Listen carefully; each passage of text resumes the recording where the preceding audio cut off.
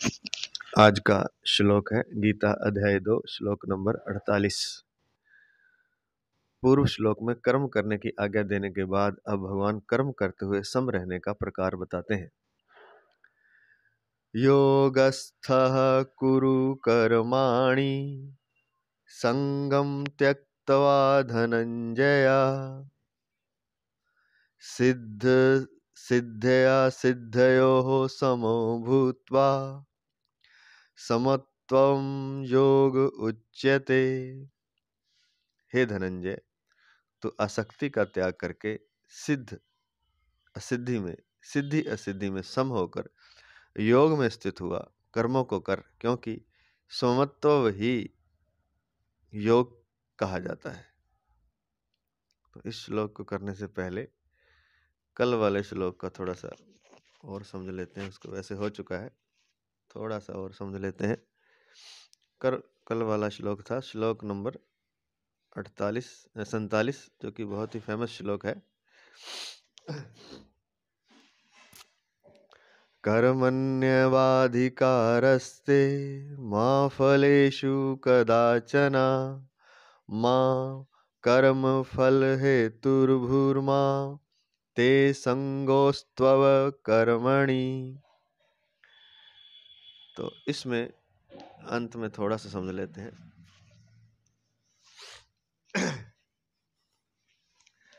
व्याख्या है महाराज जी, प्रातः स्मरणीय प्रातः वंदनीय भगवत तत्व महापुरुष प्राप्त महापुरुष महाराज श्री श्री महाराज जी राम सुखदास जी महाराज, उनके चरणों में दंडवत प्रणाम करते हुए, उनसे आज्ञा लेते हुए हम इस श्लोक की व्याख्या जो रह गई है वो करने जा रहे हैं। और जो 48वां श्लोक है उसकी व्याख्या भी उनके ग्रंथ साधक संजीवनी से करने जा रहे हैं।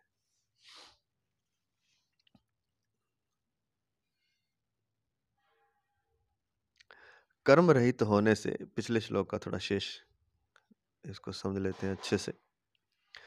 कर्म रहित होने से हमें लौकिक लाभ होगा, संसार में हमारी प्रसिद्धि होगी आदि कोई संसारिक प्रयोजन भी नहीं होना चाहिए। कुछ तो कर्म करना चाहते हैं और कुछ कर्म नहीं करना चाहते, तो दोनों के लिए लिखा है कि कर्म रहित होने से कई बार लगता है कि इससे हमें लाभ हो जाएगा, संसार में कोई समाधि लगाकर हम बैठ जाएंगे, कोई कर्म नहीं करेंगे तो संसार में हमारी प्रसिद्धि होगी आदि कोई संसारिक प्रयोजन भी नहीं होना चाहिए। कहते हैं कि ऐसा भी नहीं होना चाहिए।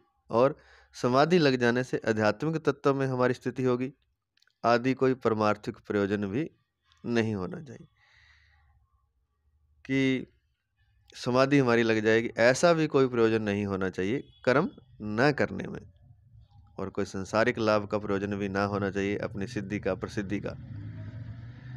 तात्पर्य है कि कर्म न करने से संसारिक और परमार्थिक उन्नति होगी, यह भी कर्म न करने में आसक्ति है। तो यह भी एक तरह की आसक्ति बताई है, क्योंकि वास्तविक तत्व कर्म करने और न करने से अतीत है। क्योंकि जो वास्तविक तत्व है वह कर्म करने और न करने से अतीत है, वो अलग है। वो तत्व की प्राप्ति कब होगी? जब हम कर्म तो करेंगे पर फल का त्याग करके करेंगे और फल के हेतु में कारण भी नहीं बनेंगे। तो और इस यहाँ समझा रहे हैं,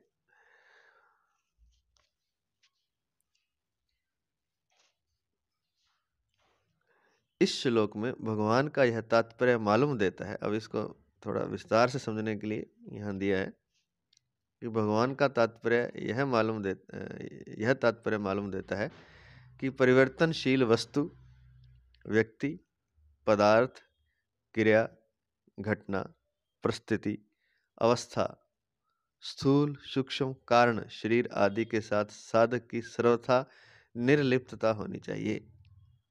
इनके साथ किंचन मात्र भी किसी तरह का संबंध नहीं होना चाहिए। अब सब चीजों का इसमें त्याग बता दिया, जाके निर्लिप्तता बता दी। कौन कौन सी? किसी वस्तु से, सारी वस्तुएं आ गई, मकान आदि घर की वस्तुएं सब। किसी व्यक्ति से, सारे व्यक्ति आ गए। किसी पदार्थ से, किसी क्रिया से, किसी घटना से, कोई घटना होती है उससे भी हमारी निर्लिप्तता होनी चाहिए, किसी परिस्थिति से भी हमारी लिप्तता नहीं होनी चाहिए, किसी अवस्था से, युवावस्था आदि से, बाल्यावस्था आदि से हमारी लिप्तता नहीं होनी चाहिए। और भी सूक्ष्म कारण दिया है इन्होंने, स्थूल सूक्ष्म कारण शरीर आदि के साथ भी साधक की सर्वथा निर्लिप्तता होनी चाहिए।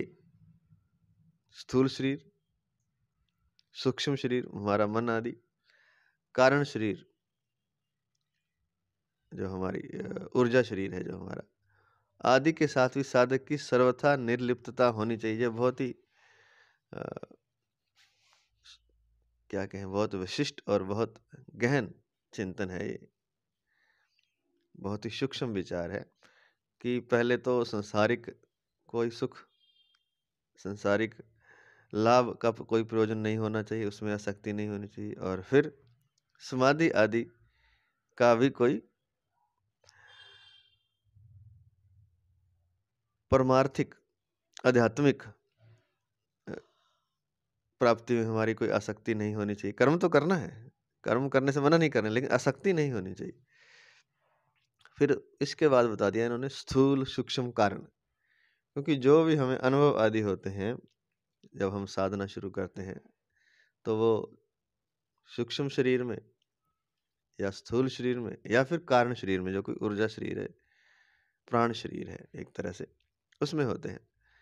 तो उन अनुभवों से भी कह रहे हैं कि वो जो साधक को, क्योंकि जो साधना शुरू करता है, समाधि आदि लगती है, ध्यान आदि में प्रवेश होता है, तो अलौकिक अनुभव भी होते हैं प्रकाश का, और अन्य अनुभव भी होते हैं शरीर से बाहर निकलने आदि के।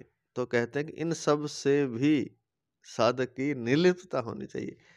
कहने का तात्पर्य कि साधक जो है, जो कर्म योगी है, वो कहीं बंधे ना, इनके साथ किंचन मात्र भी किसी तरह का संबंध नहीं होना चाहिए, थोड़ा सा भी संबंध नहीं होना चाहिए, किस तरह का मोह नहीं होना चाहिए, किस तरह की आसक्ति नहीं होनी चाहिए।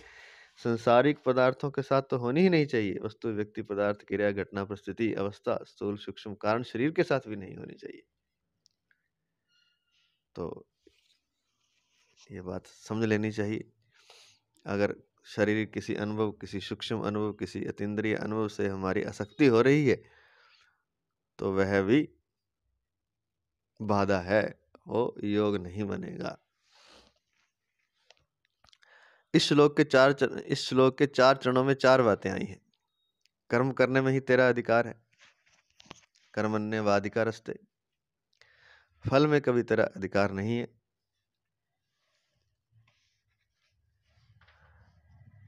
कर्म करने में ही तेरा अधिकार है, कर्मण्येवाधिकारस्ते, और माँ फलेषु कदाचन, और कर्म फल में कभी तेरा अधिकार नहीं है, माँ फलेषु कदाचन।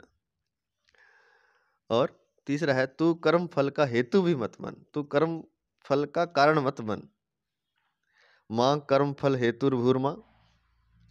और ते अर्थात चौथा, कर्म न करने में भी तेरी आसक्ति ना हो, और कर्म करने में तेरा अधिकार है, फल में तेरा अधिकार नहीं है, कर्म फल का हेतु मत बन। और यह भी नहीं कि कर्म नहीं करना, कर्म भी करना है। ते संगोस्त्व कर्मणि, कर्म ना करने में भी तेरी आसक्ति ना हो। इनमें से पहले और चौथे चरण की बात एक ही है तथा दूसरे और तीसरे चरण की बात एक है। पहला चरण है कर्म करने में ही तेरा अधिकार है, और चौथा है कर्म ना करने में तेरी आसक्ति ना हो, तो अर्थात तुझे कर्म करना है। तो दोनों का सार ये है। दूसरे चरण में फल की इच्छा का निषेध किया, और तीसरे चरण में फल का हेतु बनने का निषेध किया। फल में कभी तेरा अधिकार नहीं है, तो कर्म फल का हेतु भी मत बन, अर्थात कर्म तुझे करना है और फल में तुझे हेतु नहीं बनना है, फल की आसक्ति नहीं रखनी है। बस दो ही बात है, बस 4 तरीके से समझाया इसको कि कर्म करने में तेरा अधिकार है और कर्म न करने में तेरी आसक्ति ना हो, अर्थात कर्म करना है।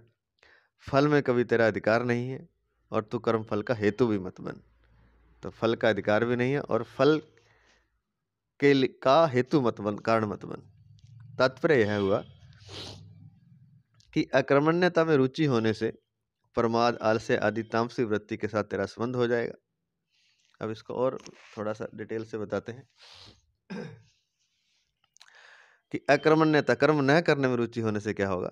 प्रमाद आ जाएगा, आलस्य आ जाएगा, तो क्या होगा? तामसी वृत्ति आ जाएगी और उसके साथ जीव का संबंध हो जाएगा। कर्म एवं कर्म फल के साथ संबंध जोड़ने से तेरा राजसी वृत्ति के साथ संबंध हो जाए। अब कर्म जो आमतौर से करते हैं लोग कर्म फल के लिए, कि ऐसा करेंगे तो ऐसा मिलेगा, और राजसी लोग होते हैं राजसी वृत्ति के, तो ऐसा करने से राजसी वृत्ति हो जाएगी। और फिर तीसरा बताते हैं कि प्रमाद, आलस्य, कर्म, कर्म फल आदि का संबंध न रहने पर भी जो विवेक जन्य सुख होता है, प्रकाश मिलता है, ज्ञान मिलता है, उसके साथ संबंध जोड़ने से सात्विक वृत्ति के साथ संबंध हो जाएगा। अब एक व्यक्ति क्या करता है कि कर्म नहीं करता तो उसमें तामसी वृत्ति आती है, एक व्यक्ति कर्म करता है तो उसमें राजसी वृत्ति आ जाती है, एक तीसरा व्यक्ति है जो ना कर्म करता है और ना कर्म करने में उसकी राजसी वृत्ति है, लेकिन वो तीसरा वो ध्यान में बैठ करके ध्यान करना चाहता है, समाधि लगाना चाहता है, तो दोनों ना होने फिर वो तीसरे में प्रवेश कर जाता है जिसकी कर्म करने में भी रुचि नहीं है, अर्थात आलस्य प्रमाद भी नहीं है, और कर्म करने में उसकी इच्छा नहीं है, अर्थात राजसी वृत्ति भी नहीं। तो तीसरी वृत्ति आती है एक सात्विक वृत्ति, वो ध्यान आदि, समाधि आदि, प्रकाश आदि, ज्ञान आदि की तरफ गति करता है, बैठ करके कुछ नहीं करता, ध्यान आदि करना चाहता, तो ये एक सात्विक वृत्ति होगी।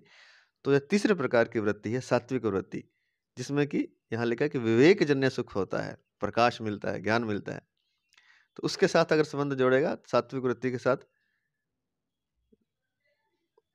ज्ञान प्रकाश से संबंध जोड़ने से सात्विक वृत्ति के साथ संबंध हो जाएगा। इसके साथ संबंध होना भी जन्म मरण का कारण है। तो तीनों वृत्तियों का त्याग चाहिए। अतः साधक क्या करे? कर्म, कर्म फल और इनके त्याग का सुख, तीनों को त्याग कर दे। इन तीनों में से किसी के साथ भी अपना संबंध ना जोड़े, इनमें राग जान आसक्ति ना करे। क्या? कर्म करने में और ना करने में। दूसरा, कर्म फल में उसकी आसक्ति ना हो, राग ना हो। और तीसरा, त्याग का सुख, कर्म का त्याग कर दिया तो इसमें भी अपनी राग आसक्ति ना करे। कर्म करते हुए इनके साथ संबंध ना रखना ही कर्म योग है। इन तीनों चीजों का त्याग करके जब कर्म, फिर कर्म भी करना है, तब जब कर्म करेगा तभी वह कर्म कर्म योग बनेगा।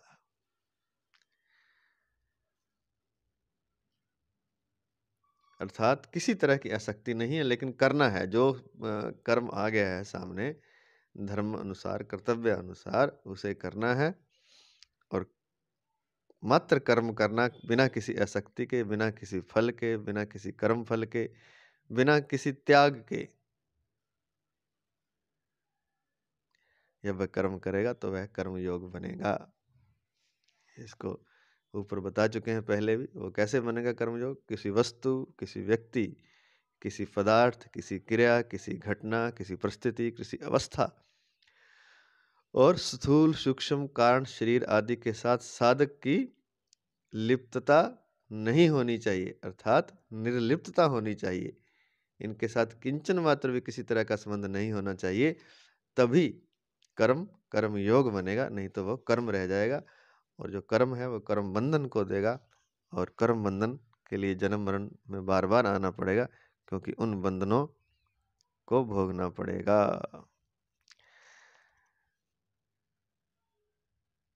अब चलते हैं आज वाले श्लोक पर, श्लोक नंबर 48। पुनः से इसे देख लेते हैं, गा लेते हैं। योगस्थः कुरु कर्माणि संगम त्यक्त्वा धनंजय सिद्धे सिद्धयोः समो भूत्वा समत्वं योग उच्यते। हे धनंजय, तू आसक्ति का त्याग करके सिद्धि असिद्धि में सम होकर योग में स्थित हुआ, कर्मों को कर, क्योंकि समत्व ही योग कहलाता है, योग कहा जाता है। व्याख्या इस प्रकार है। पहला पद, संगम त्यक्तवा, कर्म वाली बात को और भी विशेष रूप से समझा रहे हैं, जो कल कर्मण्यवाधिकार रस्ते माँ फलेषु कदाचन, माँ कर्म फल हेतुर्भूर्मा ते संगोस्त्व कर्मणि में जो बात बताई है वो यहाँ और विस्तार से इस श्लोक में बता रहे हैं। योगस्थ कुरु कर्माणि संगम त्यक्त्वा धनंजय सिद्धे सिद्धेव समभूत्वा समत्वम योग उच्यते। तो पहला पद लिया है संगम त्यक्त्वा।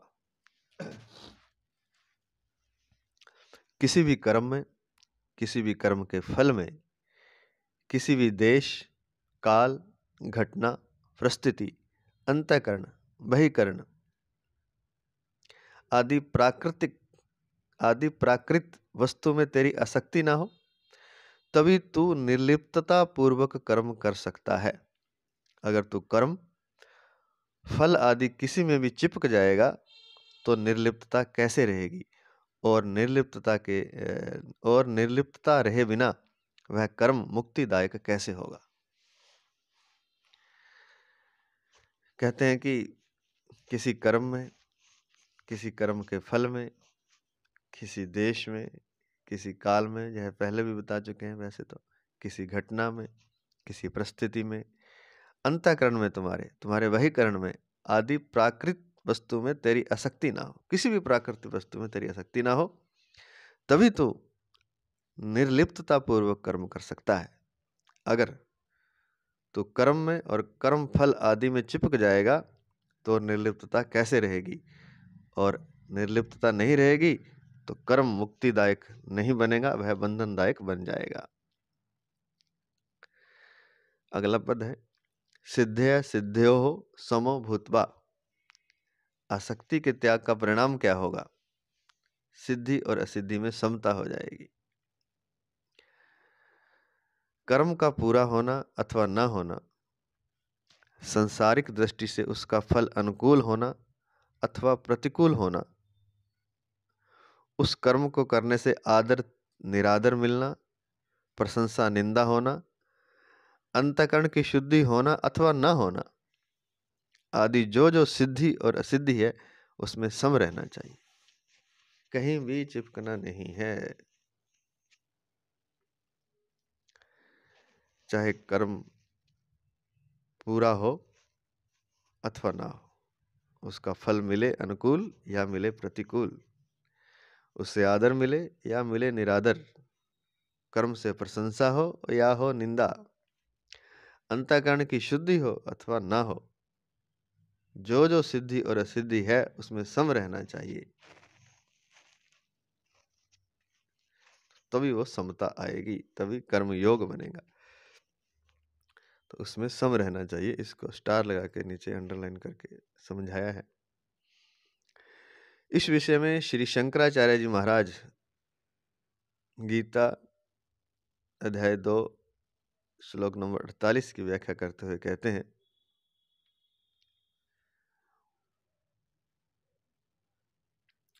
योगस्थः सन कुरु कर्माणि केवलम ईश्वरार्थम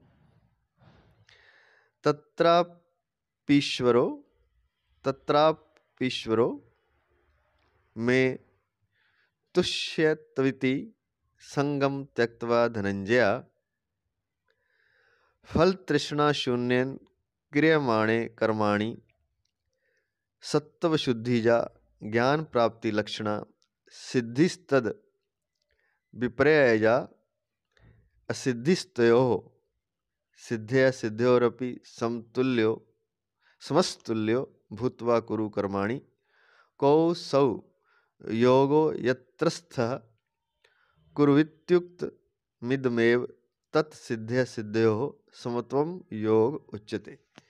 यह संस्कृत में श्री शंकराचार्य जी ने गीता के इस श्लोक का, जिसका हम व्याख्या करने जाए, उसकी व्याख्या की है, और इसका हिंदी अर्थ ये है, हे धनंजय, योग में स्थित होकर केवल ईश्वर के लिए कर्म कर, उसमें भी ईश्वर मेरे पर प्रसन्न हो जाए, इस संग अर्थात इस कामना को भी छोड़कर कर्म कर। फल तृष्णा रहित पुरुष के द्वारा कर्म किए जाने पर अंतःकरण की शुद्धि से उत्पन्न होने वाली ज्ञान प्राप्ति तो सिद्धि है, और उससे विपरीत ज्ञान प्राप्ति का न होना असिद्धि है। ऐसी सिद्धि और असिद्धि में सम होकर अर्थात दोनों को तुल्य समझकर कर्म कर। वह कौन सा योग है जिसमें स्थित होकर कर्म करने के लिए कहा है? यही जो सिद्धि और असिद्धि में सम होना, इसी को योग कहते हैं। ये बहुत ही बड़ी बात लिखी है। सार इसका ये है कि जब हम फल तृष्णा रहित, फल की तृष्णा से रहित होकर पुरुष के द्वारा, हमारे द्वारा जो कोई कर्म होता है, और उस कर्म से होने से अंतःकरण की शुद्धि होती है, और अंतःकरण की शुद्धि होने से ज्ञान प्राप्ति होती है, जो कि सिद्धि है, वो सिद्धि हो गई। और फिर कई बार ज्ञान प्राप्ति नहीं भी होती तो वह असिद्धि है। तो कहते हैं कि तूने कर्म तो करना है परमात्मा के लिए योग में स्थित होकर, लेकिन उसमें सिद्धि असिद्धि में सम रहकर करना है। तुझे ज्ञान प्राप्ति की सिद्धि प्राप्त हो, परमात्मा का प्रेम प्राप्त हो, परमात्मा तुझ पर प्रसन्न हो या ना हो, तुझे केवल परमात्मा के लिए कर्म करना है और सिद्धि असिद्धि में सम रहना है। परमात्मा प्रसन्न हो तो भी, ना हो तो भी, सिद्धि प्राप्त हो तो भी, ना हो तो भी, ज्ञान प्राप्त हो तो भी, ना हो तो भी, तो दोनों को तुल्य समझकर कर्म कर। वह कौन सा योग है जिसमें स्थित होकर कर्म करने के लिए कहा है? वह योग है सिद्धि और असिद्धि में सम होना, इसी को योग कहते हैं। अब ये बात जो है, इसमें केवल कर्म करने पर जोर है, केवल कर्म। अब कर्म करते हुए जब फल की हम इच्छा नहीं रखते और सिद्धि असिद्धि की इच्छा नहीं रखते, तो कर्म ही साधना बन जाता है, अपने आप बन जाएगा, क्योंकि उसके फल पर तो हमारी दृष्टि है नहीं, अच्छे बुरे परिणाम पर हमारी दृष्टि है नहीं, तो वो कर्म ही साधना अपने आप बन जाएगा। जैसे कि यहाँ से मान लीजिए दिल्ली जाना है, श्री गंगानगर से दिल्ली, और यात्रा चाहे वो कार द्वारा हो चाहे वो ट्रेन द्वारा हो, तो दिल्ली पहुंचने का अगर मन में बार बार विचार आएगा तो यात्रा हमारी फलासक्ति वाली हो जाएगी। हम फल चाहते हैं, दिल्ली पहुंचना एक फल है, लेकिन अगर हम यात्रा का ही आनंद लें, यात्रा को ही वर्तमान में स्थित रहकर जिए, तो यह हो जाएगा कर्म योग। अर्थात कहने का, आप जहाँ हैं वहीं पर रहकर आप कर्म करें, और उस कर्म में पूरा डूब कर करें, उस कर्म का पूरा आनंद लेते हुए भविष्य को त्याग करके और भूतकाल को वो भी त्याग करके वर्तमान में स्थित होकर के कर्म करें, तो वह कर्म जो है वह कर्म योग हो जाएगा, जिसे यहाँ फलासक्ति रहित कर्म या फल तृष्णा रहित पुरुष के द्वारा किए जाने वाला कर्म बताया है। तो सार बात यह है कि कर्म में ही डूब जाना है, तो वह कर्म योग बन जाएगा। उसका परिणाम अच्छा आए, बुरा आए, अनुकूल आए, प्रतिकूल आए, करने से आदर हो, निरादर हो, प्रशंसा, निंदा आदि बता दिया इन्होंने पहले ही। अंतःकरण की शुद्धि हो अथवा ना हो, लोग साधना आदि करते हैं, वो भी एक कर्म है, उसमें चाहते हैं कि अंतःकरण शुद्ध हो जाए। यहाँ और भी बड़ी बात लिखी कि अंतःकरण की शुद्धि हो अथवा ना हो, आप अपना कर्म करें, उसमें आप सम रहें, सिद्धि और असिद्धि में सम रहें। कर्म योगी की इतनी समता अर्थात निष्काम भाव होना चाहिए कि कर्मों की पूर्ति हो चाहे ना हो, फल की प्राप्ति हो चाहे ना हो, अपनी मुक्ति हो चाहे ना हो, मुझे तो केवल कर्तव्य कर्म करना है। साधक को असंगता का अनुभव ना हुआ हो, उसमें समता ना आई हो, तो भी उसका उद्देश्य असंग होने का, सम होने का ही हो। शुरू में तो असंगता आ नहीं जाएगी, समता आ नहीं जाएगी, लेकिन उद्देश्य तो समता का रखकर चले ना। कोई भी कर्म करे तो उद्देश्य रखे कि मैं सम रहूँगा, मैं केवल कर्म में मेरा जोर है, उसके फल में, फलासक्ति में, अपनी मुक्ति में, अमुक्ति में कोई लेना देना नहीं है। तो यह इतनी समता अर्थात निष्काम भाव होना चाहिए, इतना निष्काम भाव होना चाहिए। जो बात उद्देश्य में आ जाती है वही अंत में सिद्ध हो जाती है। तो इसलिए कहते हैं कि कम से कम जब आप शुरू करने जा रहे हैं कर्म, तब आप में समता समत्व नहीं होगा, लेकिन उद्देश्य तो रखें समता का, असंग होने का, कर्म फल से असंग होने का उद्देश्य तो रखें, असंगता का उद्देश्य तो रखें, समता का उद्देश्य तो रखें। तो जो बात कहते हैं कि उद्देश्य में आ जाएगी, महाराज जी कहते हैं वही अंत में सिद्ध हो जाती है। अपने उद्देश्य रखकर जो कर्म किए अपने आप वो बाद में सिद्ध हो जाती है। अतः साधन रूप समता से अर्थात अंतःकरण की समता से साध्य रूप समता स्वतः आ जाती है। तो साधन करते हुए समता को अपने जीवन में ले आए, और फिर जब अंतःकरण में आपके समता आएगी तो साध्य रूप समता स्वतः आ जाएगी, वो अपने आप ही आ जाएगी। फिर पहले साधन में समता लेके आए, अर्थात साधन करते समय, कर्म करते समय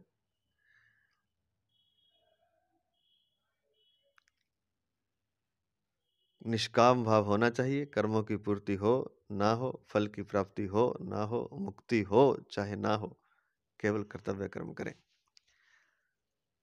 तो अंतःकरण की समता से साध्य रूप समता स्वतः आ जाती है, जिसके लिए दूसरे अध्याय के 53वें श्लोक में लिखा है, इसी अध्याय के, तदा योगम वाप्स्यसि, अपने आप आ जाएगी। अगला शब्द लेते हैं, पद लेते हैं, योगस्थः कुरु कर्माणि। सिद्धि असिद्धि में सम होने के बाद उस समता में निरंतर अटल स्थित रहना ही योगस्थ होना है। जैसे किसी कार्य के आरंभ में गणेश जी का पूजन करते हैं, तो उस पूजन को कार्य करते समय हरदम साथ में नहीं रखते। ऐसे ही कोई यह न समझ ले कि आरंभ में एक बार सिद्धि असिद्धि में सम हो गए तो अब उस समता को हरदम साथ में नहीं रखना है, राग द्वेष करते रहना है। इसलिए भगवान कहते हैं कि समता में हरदम स्थित रहते हुए ही कर्तव्य कर्म को करते रहना चाहिए। कहते हैं कि सिद्धि असिद्धि में सम होने के बाद उस समता में निरंतर अटल स्थित रहना ही योगस्थ होना है। जैसे किसी कार्य में उदाहरण दिया है महाराज जी ने कि आरंभ में गणेश जी का पूजन करते हैं, तो उस पूजन को कार्य करते समय साथ में तो नहीं रखते। लेकिन ऐसा यहाँ पर नहीं है, ऐसा यहाँ ना कोई समझ ले कि एक बार शुरू में कर दिया, पूजा हो गई और उसके बाद गणेश जी की याद करने की कोई आवश्यकता नहीं है, अपना काम करो। ऐसे ही हमने एक बार समत्व शुरू में समत्व रख लिया और बाद में अपना कर्म करते रहो, ऐसा नहीं है भाव। तो कोई यह ना समझ ले, महाराज जी समझाते हैं कि आरंभ में एक बार सिद्धि असिद्धि में सम हो गए तो अब उस समता को हरदम साथ में नहीं रखना है, अब चाहे राग द्वेष करते रहना है। इसलिए भगवान, ऐसा नहीं है राग द्वेष नहीं करने उस समय, हम हमेशा समता को साधना है। इसलिए भगवान कहते हैं कि समता में हरदम स्थित रहते हुए ही कर्तव्य कर्म को करना चाहिए। अगला पद है, समत्वम योग उच्यते।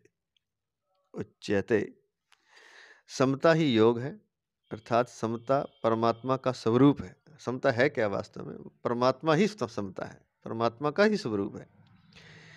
वह समता अंतःकरण में निरंतर बनी रहनी चाहिए।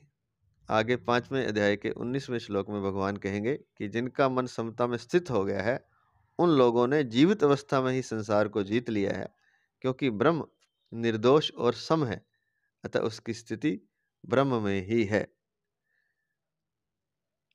क्योंकि जो परमात्मा है वह निर्दोष है और सम है। अगर आप निर्दोष और सम हो जाएंगे तो तुरंत परमात्म रूप समता में आपका प्रवेश हो जाएगा, या परमात्म रूप समता में आप स्थित हो जाएंगे।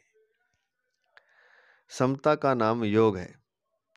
यह योग की परिभाषा। योग है क्या वास्तव में? योग है समता, सम रहना।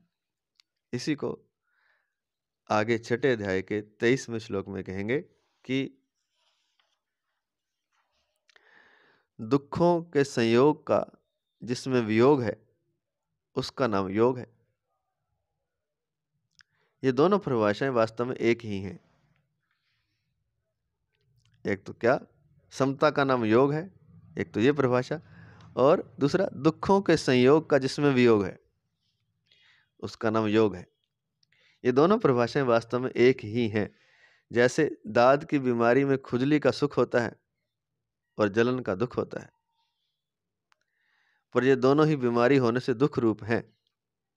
ऐसे ही संसार के बंधन से होने वाला सुख और दुख दोनों ही वास्तव में दुख रूप हैं। संसार में जो सुख मिल रहा है वो भी दुख रूप है। सुख और दुख दोनों ही दुख रूप हैं। ऐसे संसार से संबंध विच्छेद का नाम ही सुख संयोग वियोग है। ऐसे क्षमा चाहते हैं, ऐसे संसार से संबंध विच्छेद का नाम ही दुख संयोग वियोग है। अतः चाहे दुखों के संयोग का वियोग हो अर्थात सुख दुख से रहित होना कहें, चाहे सिद्धि असिद्धि में अर्थात सुख दुख में सम होना कहें, एक ही बात है। दुख के संयोग का जब हम वियोग कर देंगे, दुख के संयोग से जब हमारा विच्छेद हो जाएगा, वो कब होगा? जब संसार से संबंध विच्छेद का नाम ही दुख संयोग वियोग है। संसार की कोई इच्छा रखेंगे, किसी व्यक्ति पदार्थ वस्तु, पहले बता दिया है, अवस्था देश काल आदि क्रिया घटना आदि, तो शुरू में चाहे सुख आए तो दुख तो आएगा ही आएगा। तो दुख के संयोग से अगर वियोग चाहते हैं तो शुरू में ही आप निर्लिप्त रहें। अतः चाहे दुखों के संयोग का वियोग कहें अर्थात सुख दुख से रहित होना कहें, चाहे सिद्धि असिद्धि में अर्थात सुख दुख में सम होना कहें, एक ही बात है। इस श्लोक का तात्पर्य यह हुआ कि स्थूल सूक्ष्म और कारण शरीर से होने वाली मात्र क्रियाओं को केवल संसार की सेवा रूप से करना है, अपने लिए नहीं करना है। ऐसा करने से ही समता आएगी। चाहे आपके स्थूल शरीर से, चाहे सूक्ष्म से, चाहे कारण से होने वाली क्रियाओं को संसार की सेवा के लिए करना है, अपने लिए नहीं है कुछ भी। ना आपका मन अपने लिए उसका यूज करना है, दूसरों की सेवा के लिए, अपने शरीर का और अपनी ऊर्जा का, कारण शरीर का, क्रियाओं को केवल संसार की सेवा रूप से करना है। स्थूल सूक्ष्म और कारण शरीर से होने वाली मात्र क्रियाओं को केवल संसार की सेवा रूप से करना है, अपने लिए नहीं। ऐसा करने से ही समता आएगी। समता का आएगी कैसे? तो एक ही लाइन में बता दिया कि आपके स्थूल से शरीर से, सूक्ष्म शरीर से, कारण शरीर से मात्र जो क्रियाएं हो रही हैं उनको संसार की सेवा के लिए करना है, अपने लिए कुछ नहीं करना। ऐसा करने से समता आएगी, ये सार है। अब आगे महाराज जी बताते हैं, बुद्धि और समता संबंधी विशेष बात लिखी है।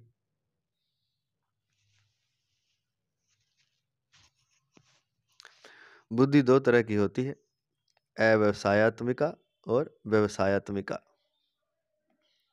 जिसमें संसारिक सुख भोग आराम मान बढ़ाई आदि प्राप्त करने का ध्येय होता है, वह बुद्धि अव्यवसायत्मिका होती है। अभी दूसरे अध्याय के इसी 44वें श्लोक में हमने देखा था। जिसमें समता की प्राप्ति करने का, अपना कल्याण करने का ही उद्देश्य रहता है, वह बुद्धि व्यवसायत्मिका होती है। इसी अध्याय के अर्थात दूसरे अध्याय के 41वें श्लोक में हमने देखा था। अव्यवसायत्मिका बुद्धि अनंत होती है, पहले बता चुके हैं, और व्यवसायत्मिका बुद्धि एक ही होती है। जिसकी बुद्धि अव्यवसायत्मिका होती है, अव्यवसायत्मिका होती है, जिसकी बुद्धि, वह स्वयं अव्यवसायी अर्थात अव्यवस्थित अव्यवस्थित जिसकी बुद्धि अव्यवसायत्मिका होती है, वह स्वयं अव्यवसायी अर्थात अव्यवस्थित होता है। वो व्यवस्थित नहीं होता, अव्यवस्थित होता है, अव्यवस्थित होता है। बुद्ध्यो बुद्ध्यो व्यवसायी नाम, दूसरे अध्याय का 41वें श्लोक में ऐसे कर चुके हैं। तथा वह संसारी होता है। जिसकी बुद्धि व्यवसायत्मिका होती है वह स्वयं व्यवसायी व्यवसित होता है। व्यवसितो ही सह, 9वें अध्याय के 30वें श्लोक में भी यह है। तथा वह साधक होता है। तो ये जो हम बात बता रहे थे उस दिन वही बात है, व्यवसायत्मिका बुद्धि और अव्यवसायत्मिका बुद्धि। तो जो अव्यवसायत्मिका बुद्धि है, जिसको कोई व्यवसाय नहीं है, जिसका कोई कार्य नहीं है, ऐसा समझ सकते हैं, तो वो जो जिसकी ऐसी बुद्धि होती है वो खुद भी अव्यवसायी होता है, अर्थात अव्यवस्थित होता है, उसका मन चंचल होता है, वह संसारी होता है। और जिसकी बुद्धि व्यवसायत्मिका होती है वह व्यवसायी अर्थात व्यवसित होता है, अर्थात स्थित रहता है, वो उसकी बुद्धि एक ही होती है तथा वह साधक होता है।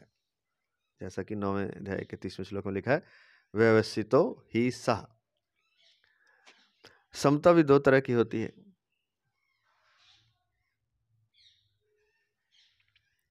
साधन रूप समता और साध्य रूप समता। साधन रूप समता अंतःकरण की होती है और साध्य रूप समता परमात्म स्वरूप की होती है। तो एक तो साधना जब शुरू किया आपने तब वो एक समता आपने रखी, या कर्म करना जब शुरू किया तब समता आपने समता का उद्देश्य रखा और समता रखने की कोशिश की। इसको कहते हैं अंतःकरण की समता, और ये साधन रूप है। और एक है साध्य रूप, जब आप पूर्णतः समता आप में आ जाती है, आप समता में स्थित हो जाते हैं, तो साध्य रूप समता परमात्म स्वरूप की होती है, वो अपनी नहीं होती, वो परमात्मा में स्थित हो गई। सिद्धि असिद्धि अनुकूलता प्रतिकूलता आदि में सम रहना अर्थात अंतःकरण में राग द्वेष का ना होना साधन रूप समता है। और जिसका वर्णन गीता में अधिक हुआ है, जिसका वर्णन ये जो अंतःकरण में राग द्वेष का ना होना, ये साधन रूप समता है और इसका वर्णन गीता में अधिक हुआ है। इस साधन रूप समता से जिस स्वतः सिद्ध समता की प्राप्ति होती है वह साध्य रूप समता है, जिसका वर्णन इसी अध्याय के 53वें श्लोक में तदा योगम वापसी पदों से, तदा योगम वापस्यसी पदों से हुआ है। अभी 53वें श्लोक में आएगा। तो ये जो सिद्धि है साधन रूप समता से, साध्य रूप जो सिद्धि प्राप्त होती है वह स्वतः सिद्ध होती है। उसको प्राप्त करने का जो शुरुआत है वो होगी अंतःकरण में राग द्वेष का न होना और साधन रूप समता को अपना लेना। और उसका अपनाने से मतलब अंतःकरण में राग द्वेष का ना होना, सिद्धि असिद्धि अनुकूलता प्रतिकूलता आदि में सम रहना। तो इससे क्या है, साधन रूप समता से फिर साध्य रूप समता, साध्य मतलब लक्ष्य की प्राप्ति हो जाएगी, स्वतः सिद्ध समता की प्राप्ति होती है, जिसका वर्णन इसी अध्याय के 53वें श्लोक में हुआ है। उसमें एक शब्द आया है तदा योगम वापसे से, तदा योगम वापस्यसी पदों से हुआ है। अब इन चारों भेदों को यूं समझ लें कि एक संसारी होता है और एक साधक होता है, एक साधन होता है और एक साध्य होता है। तो ये चार चीजें हो गई, एक साधक है, एक संसारी है, एक साधक है, एक तो संसार में रचा हुआ और एक साधना कर रहा है। और जो साधना कर रहा है वो किसी साधन द्वारा साधना कर रहा है, तो तीसरा हो गया साधन, और फिर जिसको प्राप्त करना वो हो गया साध्य। तो चार हो गए। तो भोग भोगना और संग्रह करना यही जिसका उद्देश्य होता है वह तो संसारी है। उसकी एक व्यवसायत्मिका बुद्धि नहीं होती, प्रत्युत कामना रूपी शाखाओं वाली अनंत बुद्धियां होती हैं, जिसे कहा गया है अव्यवसायत्मिका बुद्धि। तो ये तो हो गया संसारी। मेरे को समता की प्राप्ति ही करनी है चाहे जो हो जाए, ऐसा निश्चय करने वाले की व्यवसायत्मिका बुद्धि होती है। ऐसा साधक जब व्यवहार क्षेत्र में आता है तब उसके सामने सिद्धि असिद्धि लाभ हानि अनुकूल प्रतिकूल परिस्थिति आदि आने पर वह उनमें सम रहता है, राग द्वेष नहीं करता। इस साधन रूप समता से वह संसार से ऊंचा उठ जाता है। इहैव तैर्जितः सर्गो येषाम साम्य स्थितम मनः, गीता के 5वें अध्याय का 19वां श्लोक का पूर्वार्ध। साधन रूप समता से स्वतः सिद्ध समरूप परमात्मा की प्राप्ति हो जाती है। निर्दोषम ही समम ब्रह्म तस्माद ब्रह्माणि ते स्थितः। गीता 5वें अध्याय का 19वें श्लोक का उत्तरार्ध। तो ये बात समझ में आ गई है कि 4 चीजें बताई हैं।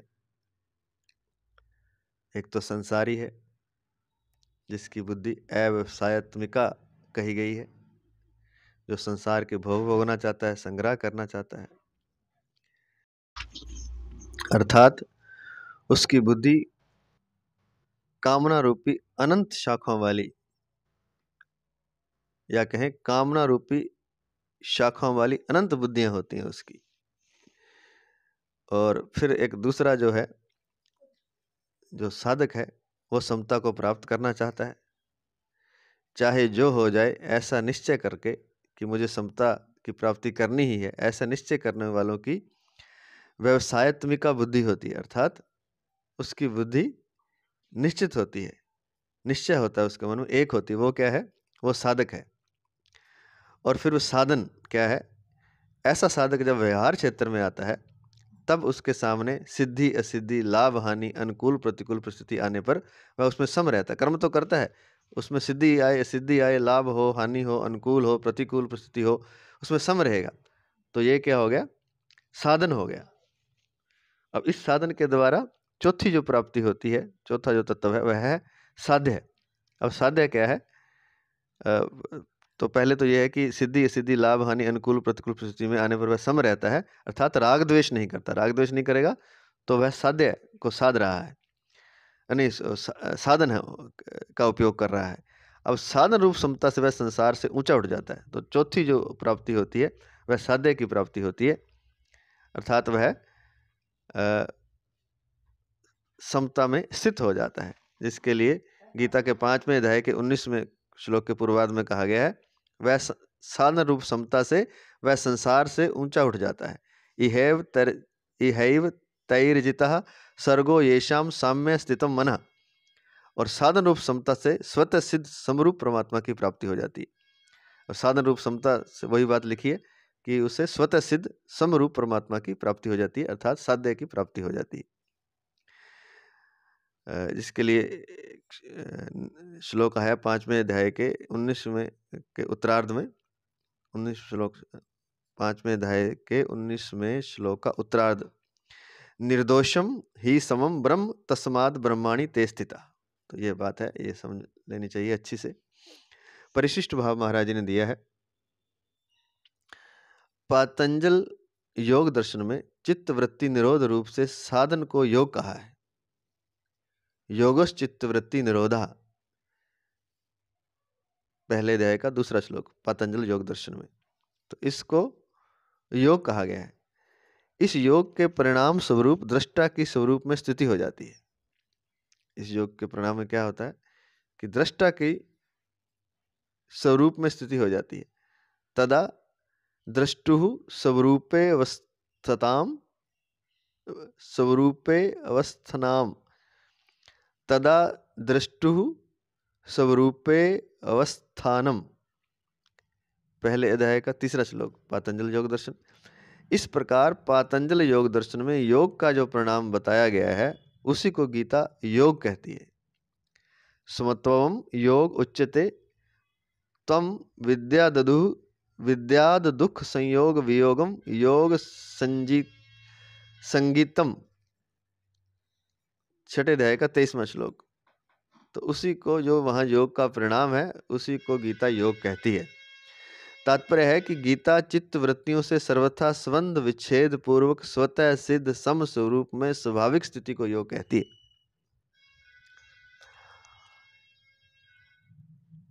क्या तात्पर्य है कि गीता चित्त वृत्तियों से सर्वथा स्वंद विच्छेद पूर्वक, चित्त वृत्ति से सर्वथा स्वंद विच्छेद हो जाए और स्वतः सिद्ध अपने आप जो प्राप्त होती है बाद में, सम स्वरूप में स्वाभाविक स्थिति को योग कहती है। इस योग अर्थात समता में स्थित होने पर फिर कभी इससे वियोग अर्थात व्युत्थान नहीं होता, इसलिए इसको नित्य योग भी कहते हैं। चित्त वृत्तियों का निरोध होने पर तो निर्विकल्प अवस्था होती है, पर समता में स्वतः सिद्ध स्थिति का अनुभव होने पर निर्विकल्प बोध सहजा अवस्था होती है। निर्विकल्प बोध अवस्था नहीं है, प्रत्युत संपूर्ण अवस्थाओं से अतीत तथा उनका प्रकाशक एवं संपूर्ण योग साधनों का फल है। तो यह बहुत ज़्यादा तो गहराई में जाने की जरूरत नहीं है, लेकिन थोड़ा थोड़ा समझ लेते हैं कि उससे क्या चित्तवृत्तियों को निरोध होने पर निर्विकल्प अवस्था प्राप्त होती है, लेकिन जो समता है वो निर्विकल्प बोध है। तो निर्विकल्प बोध जो है वह अवस्था नहीं है, प्रत्युत क्या है, संपूर्ण अवस्थाओं से अतीत वो एक स्थिति है, उससे पार एक स्थिति है, उनका प्रकाशक एवं संपूर्ण योग साधनों का फल है। योग की निर्विकल्प अवस्था का प्रकाशक है और संपूर्ण योग साधनाओं का फल है, क्या है, निर्विकल्प बोध, जिसे समता में स्थिति कहा गया है, जो कि स्वतः सिद्ध होती है। अवस्था तो निर्विकल्प और सविकल्प दोनों होती है, पर बोध निर्विकल्प ही होता है, इसमें सविकल्प होता ही नहीं है। इस प्रकार गीता का योग पातंजल योग दर्शन के योग से बहुत विलक्षण है, उससे बहुत ऊंची बात है, उससे बहुत अलग है पतंजल योग दर्शन से।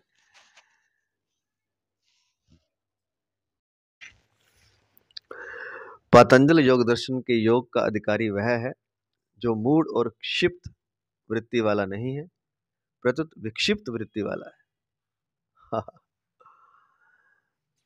परंतु भगवान की प्राप्ति चाहने वाले सब के सब मनुष्य गीता के योग के अधिकारी हैं। इतना ही नहीं, जो मनुष्य भोग और संग्रह को महत्व न देकर इस योग को ही महत्व देता है,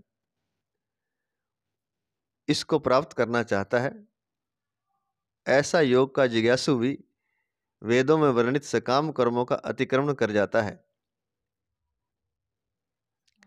जिज्ञासुरपि योगस्य शब्द ब्रह्माति वर्तते, गीता के 6 अध्याय का 44वां श्लोक। कहते हैं कि पातंजल योग दर्शन के योग का अधिकारी वह है जो मूढ़ है और क्षिप्त वृत्ति वाला नहीं है, प्रत्युत विक्षिप्त वृत्ति वाला है। परंतु भगवान की प्राप्ति चाहने वाले सब के सब मनुष्य गीता के योग के अधिकारी हैं। तो पतंजल योग का अधिकारी तो विक्षिप्त वृत्ति वाला मनुष्य है, जीव है, परंतु भगवान की प्राप्ति वाले सब मनुष्य गीता के योग के अधिकारी हैं। इतना ही नहीं, जो मनुष्य भोग और संग्रह को महत्व न देकर इस योग को ही महत्व देता है, गीता वाले को, और इसको प्राप्त करना चाहता है, ऐसा योग का जिज्ञासु भी वेदों में वर्णित सकाम कर्मों का अतिक्रमण कर जाता है। तो अपने आप ही वो सकाम कर्मों का जो वेदों में बताए गए हैं, वर्णित हैं, उनका अतिक्रमण कर जाता है, जिसके लिए शब्द आया है गीता के 6 अध्याय के 44वें श्लोक में, जिज्ञासुरपि योगस्य शब्द ब्रह्माति वर्तते। आज इतना ही। जय श्री कृष्ण, जय श्री कृष्ण, जय श्री कृष्ण, जय जय श्री कृष्ण, जय जय श्री कृष्ण।